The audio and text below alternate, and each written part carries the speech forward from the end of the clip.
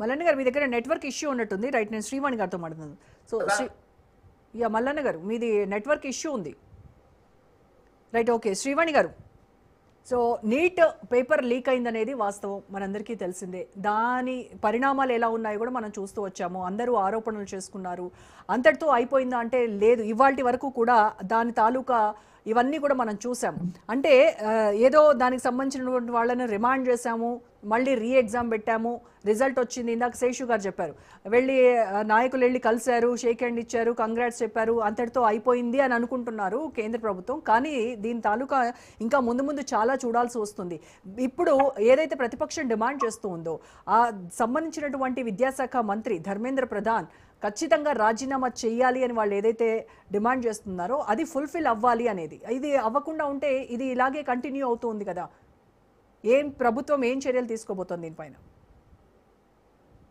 విద్యార్థులు అంటే బీజేపీ పార్టీకి ప్రేమ ఉంది. దేశ నిర్మాణంలో విద్యార్థులే ముఖ్యమైన పాత్ర వహిస్తారు కాబట్టి వాళ్ళు 20 రోజుల నుంచి అక్కడ జంతర్ మంతర్లో ధర్నా చేస్తున్నారు అని అంటే బీజేపీ ప్రభుత్వం వాళ్ళకి ఓపెన్ గా పర్మిషన్స్ ఇచ్చింది. వాళ్ళు డాన్సులు చేసిండ్రు, వాళ్ళకి ఇవ్వాల్సిన దేశాన్ని కించపరుస్తూ స్లోగన్లు ఇచ్చిండ్రు, బర్గర్లు తిన్నారు, నానా రకాల వేషాలు వేశారు.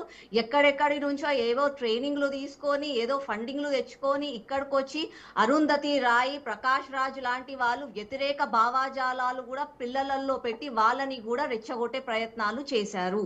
ఇక్కడ విద్యార్థులకు జరిగిన అన్యాయం కోసం మనం పోరాడాలి.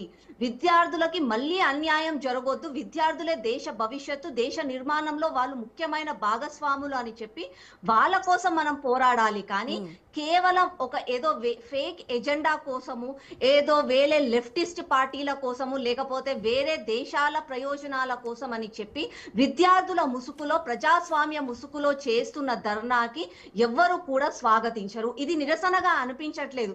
కేవలం కొంతమందికి నరేంద్ర మోదీ గారు, బీజేపీ ప్రభుత్వం ఎక్కడ ప్రపంచ వ్యాప్తంగా విశ్వగురువుగా మారుతుందో అని చెప్పి ఎన్నో రోజుల నుంచి, ఇవాళ కొత్త కాదండి, బంగ్లాదేశ్ లో, నేపాల్ లో, శ్రీలంకలో అయినప్పటి నుంచి పగటి కలలుగా అంటున్నారు, అరే the night is two young, ఇవాళ కాకపోతే రేపు అవుతుంది, మీరందరూ కూడా ముందుకు రావాలి.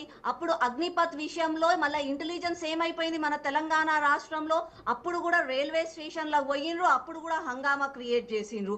ఇదంతా కూడా కేవలం ఒకరి ముసుగులో కావాలని చెప్పి కొంతమంది అలా చేస్తున్నారు అన్నది అది క్లియర్ కట్ గా అర్థమైంది. కానీ అదే ప్రతిపక్షాలు ఏమంటున్నాయంటే శ్రీవాణి గారు, ఇలా బీజేపీకి ఇది ఒక అలవాటుగా మారింది. ఈ ధర్నాలు, నిరసనలు, దీక్షలు చేస్తున్నప్పుడు వీళ్ళ ముసుగులో వాళ్ళు వచ్చారు, వాళ్ళు ఏవో చేశారు అని చెప్పేసి అనడం అనేది అలవాటైపోయింది. ఇప్పుడు సిజేపీ పార్టీకి ఉన్నటువంటి ఫాలోవర్స్ లో పాకిస్తాన్ వాళ్ళు ఉన్నారు, బంగ్లాదేశ్ వాళ్ళు ఉన్నారు అని చెప్పేసి కూడా అంటా ఉన్నారు.